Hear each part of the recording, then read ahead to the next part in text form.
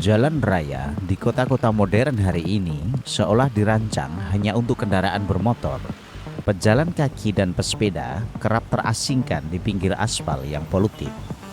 Namun, ada satu momen di mana dinamika kekuasaan ini berbalik. Ratusan pesepeda berkumpul secara organik tanpa pemimpin untuk merebut kembali hak ruang jalan mereka. Sebuah gerakan global yang dikenal sebagai critical mass. Selamat datang di Sepeda Jelata. Hari ini kita akan menelusuri sejarah, esensi, dan pro kontra di balik gerakan perlawanan dua roda ini. Hegemoni aspal oleh otomotif.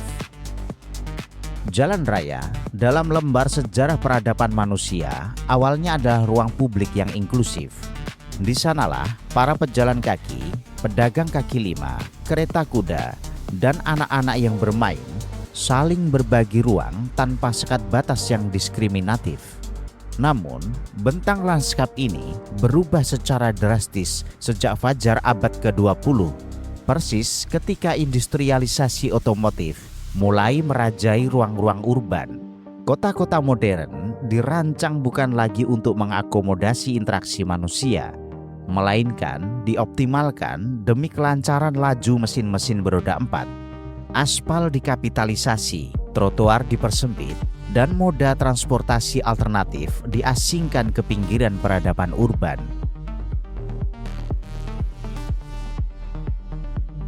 Sepeda sebagai instrumen perlawanan. Di tengah kepungan polusi, kemacetan yang mengular, dan alienasi ruang sosial tersebut, sepeda hadir bukan sekedar sebagai alat transportasi yang efisien dan murah.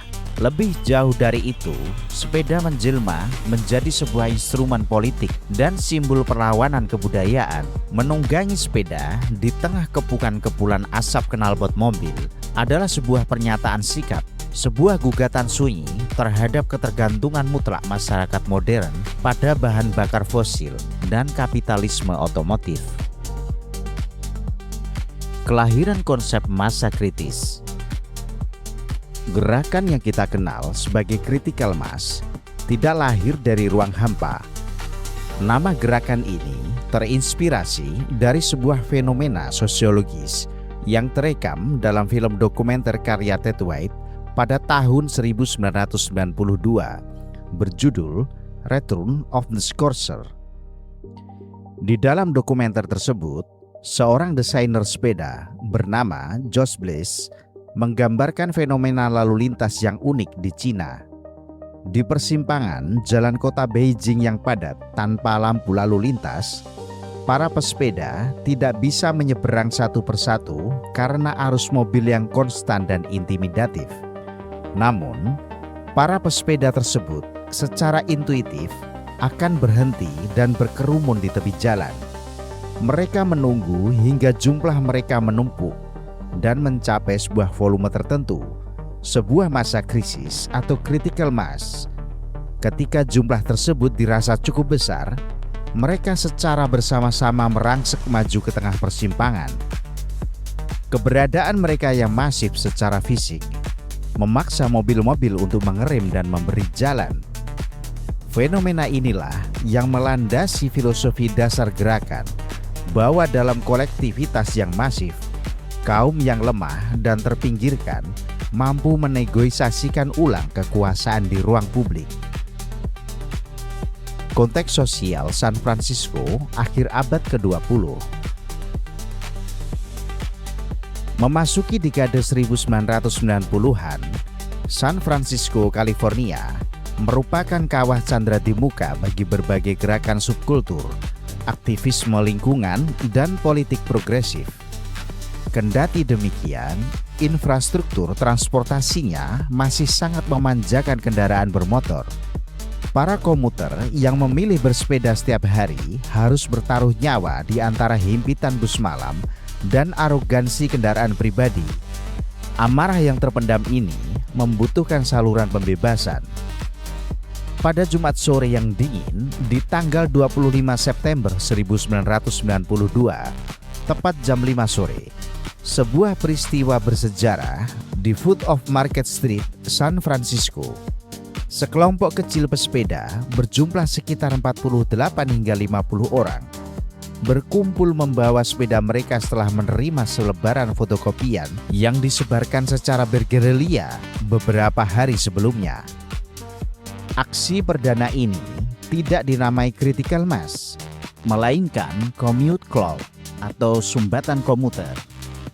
Mereka bersepeda bersama menyusuri jalanan finansial kota, memadati lajur jalan, dan secara perlahan mengubah dinamika lalu lintas sore itu. Para tokoh pelopor dan pemikir awal. Meskipun gerakan ini di kemudian hari mengadopsi struktur tanpa pemimpin, ada beberapa nama krusial yang membidani kelahiran dan merumuskan manifesto awal gerakan ini. Pertama, Chris Carlson, seorang penulis, aktivis sosial, dan sejarawan lokal San Francisco. Carlson adalah salah satu konseptor utama di balik selebaran misterius yang memicu aksi pertama. Baginya, aksi ini bukan sekedar tentang sepeda, melainkan eksperimen sosial untuk merebut kembali ruang hidup dari cengkeraman rutinitas kerja kapitalistik yang menjemukan. Kedua, Jim Swanson, rekan Carlson yang ikut mendistribusikan selebaran awal dan membantu merancang rute konvoi pertama agar melewati titik-titik paling padat di San Francisco. Ketiga, Josh Bliss, meskipun berada di New York, kontribusi konseptualnya melalui istilah critical mass dalam film dokumenter Ted White memberikan jangkar filosofis yang kokoh bagi gerakan ini untuk bertransformasi dari sekedar aksi protes lokal menjadi gerakan berkesadaran global. Pada edisi kedua aksi ini di bulan Oktober 1992, jumlah peserta melonjak drastis menjadi lebih dari 100 orang. Dan saat itulah nama critical mass secara resmi diadopsi untuk menggantikan commute cloud. Anatomi gerakan, bentuk kegiatan, struktur, dan ritual jalanan. Salah satu karakteristik paling radikal dan unik dari critical mass adalah penolakannya yang mutlak terhadap hierarki formal.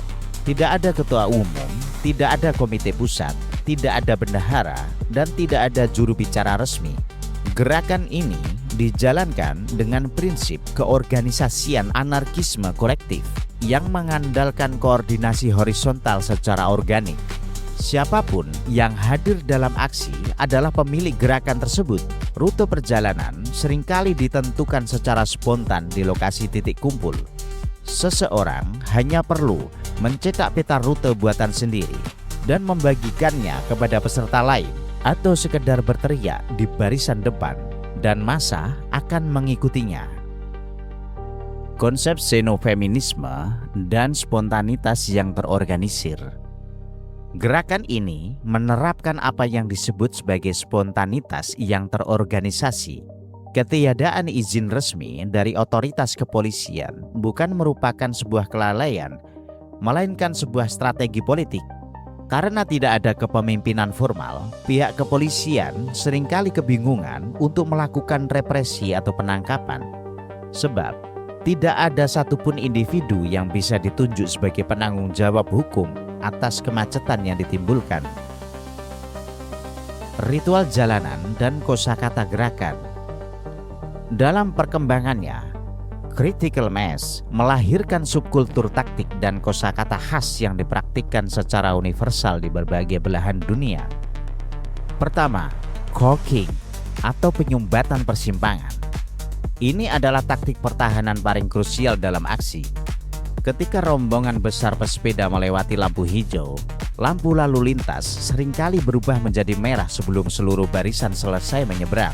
Untuk menjaga keutuhan rombongan dan melindungi pesepeda di barisan belakang dari hantaman mobil, beberapa pesepeda di barisan depan akan maju dan menempatkan sepeda mereka melintang di persimpangan jalan atau disebut corkers.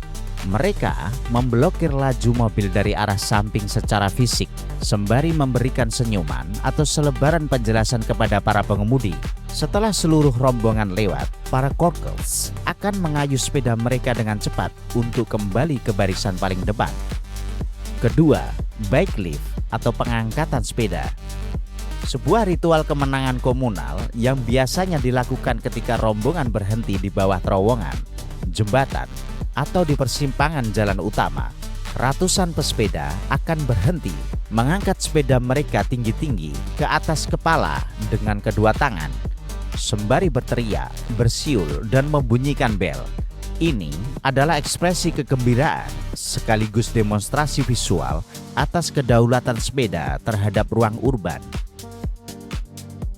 Ketiga, mass up atau konsolidasi barisan. Instruksi yang diteriakkan di dalam barisan akan memperlambat laju kayuhan agar barisan pesepeda merapat, memperkecil celah kosong, dan mencegah kendaraan bermotor menyusup ke tengah-tengah rombongan yang dapat membahayakan keselamatan peserta. Dialektika jalanan, perselisihan, retorika, dan hantaman hukum. Slogan paling ikonik dari gerakan ini adalah "We aren't blocking traffic, we are traffic", atau "Kami tidak menghambat lalu lintas, kami adalah lalu lintas". Kalimat ini merupakan sebuah counter retorika yang sangat kuat terhadap tuduhan bahwa critical mass adalah biang keladi kemacetan kota. Gerakan ini menegaskan bahwa sepeda memiliki status hukum dan hak eksistensial yang setara dengan mobil di atas aspal publik. Jika 1000 mobil yang berjejer di jalan raya dianggap sebagai fenomena lalu lintas yang wajar, mengapa 1000 pesepeda yang berjejer di jalan yang sama harus dicap sebagai gangguan dan tindakan kriminal? Konflik fisik dan kriminalisasi di New York pada tahun 2004. Relasi antara critical mass dan otoritas tidak selalu berjalan mulus. Titik nadir ketegangan ini terjadi di New York City pada bulan Agustus 2004, bertepatan dengan digelarnya Konvensi Nasional Partai Republik. Aksi critical mass bulan itu diikuti oleh ribuan pesepeda dan direspon oleh kepolisian New York dengan tindakan yang sangat represif. Aparat kepolisian menggunakan jaring kawat, melakukan barikade paksa, menjatuhkan para pesepeda dari sepedanya, hingga melakukan penangkapan massal terhadap lebih dari 260 peserta. Sepeda-sepeda disita dan dipotong menggunakan gergaji mesin. Selama bertahun-tahun setelah peristiwa itu, pemerintah kota New York mencoba memberlakukan aturan hukum baru yang menyatakan bahwa setiap konvoi yang diikuti oleh lebih dari 20 pesepeda wajib memiliki izin tertulis dari kepolisian. Sebuah aturan yang digugat balik oleh para aktivis sebagai pelanggaran terhadap hak kebebasan berkumpul. Kemenangan hukum di House of Lords Inggris pada tahun 2008. Perjuangan hukum critical mass mencapai puncaknya di Britania Raya. Kepolisian Metropolitan London sempat mencoba mengkriminalisasi aksi bulanan ini dengan dasar Undang-Undang Ketertiban Umum 1986 yang mengharuskan penyelenggara demonstrasi memberikan pemberitahuan tertulis 6 hari sebelum aksi.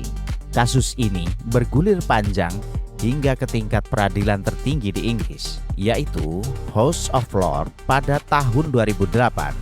Dalam putusan yang sangat monumental, Hakim Agung memutuskan memenangkan kubu pesepeda.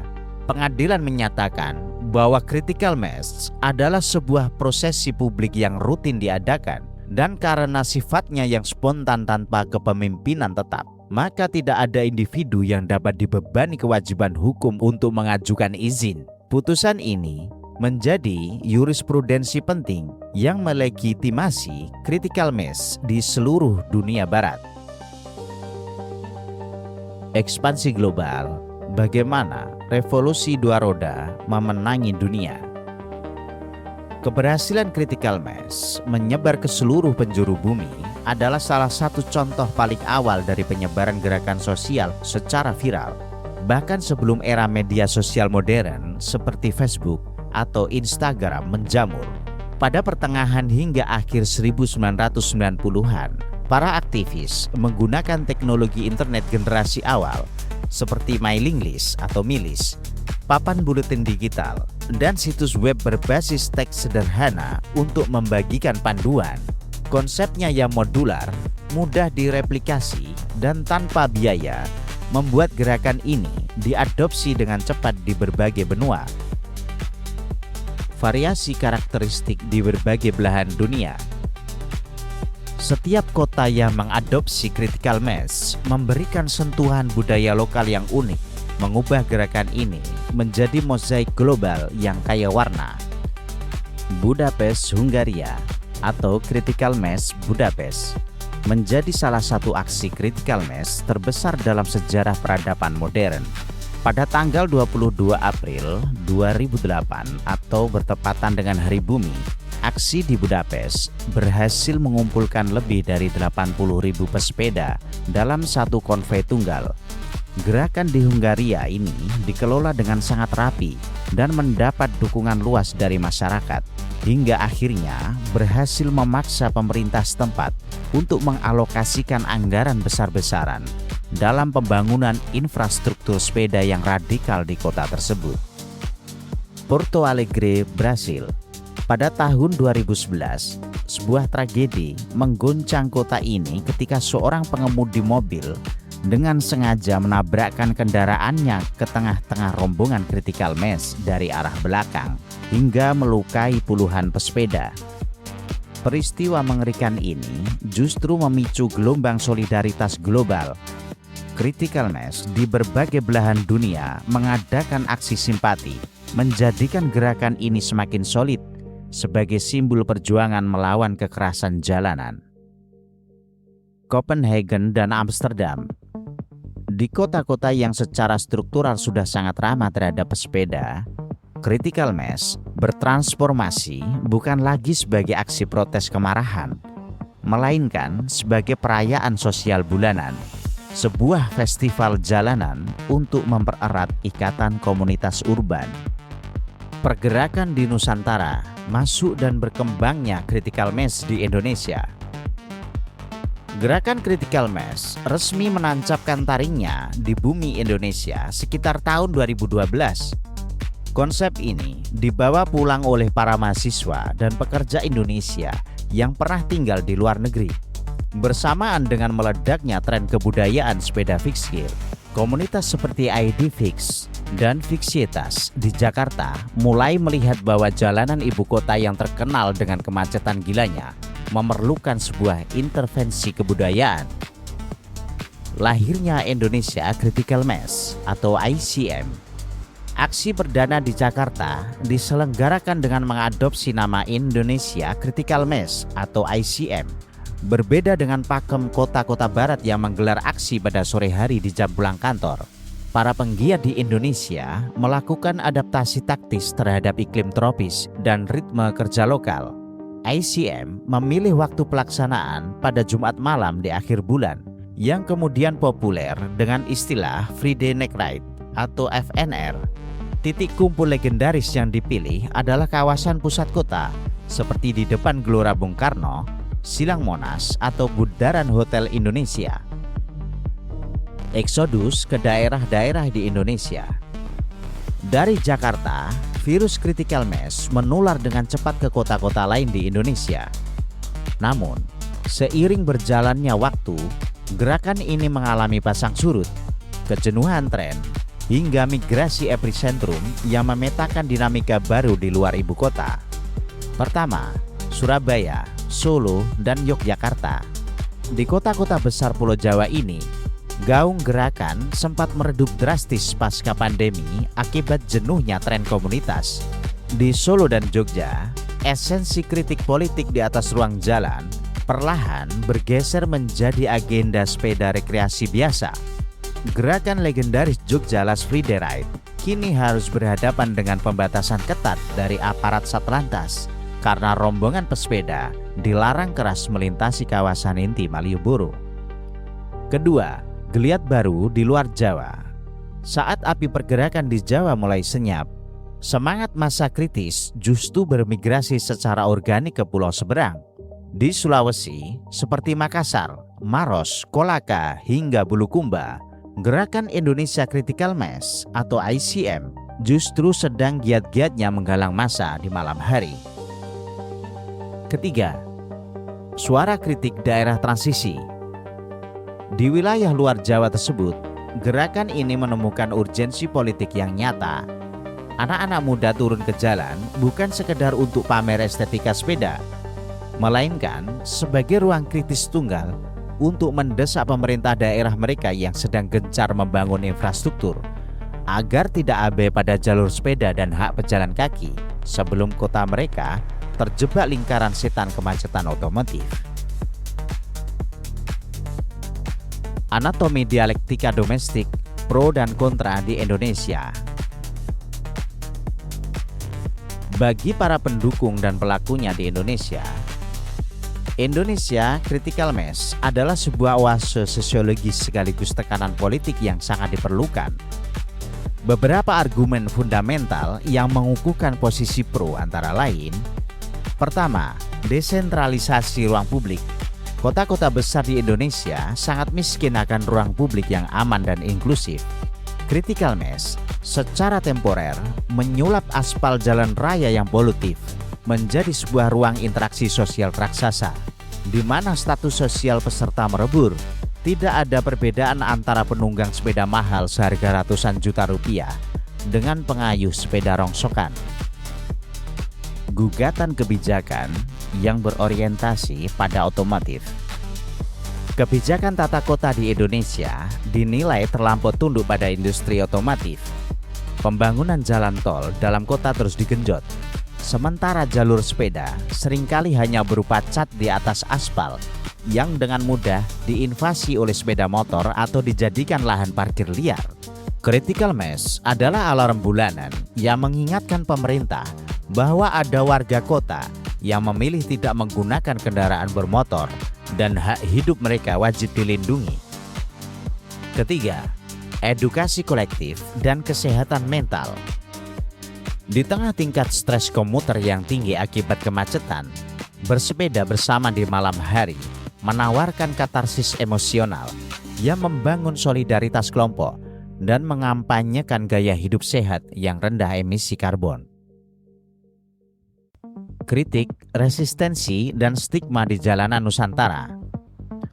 Namun, sebagaimana gerakan jalanan lainnya, Critical Mass di Indonesia tidak luput dari badai kritik tajam, baik dari pengguna jalan lain, aparat, maupun dari internal komunitas pesepeda itu sendiri.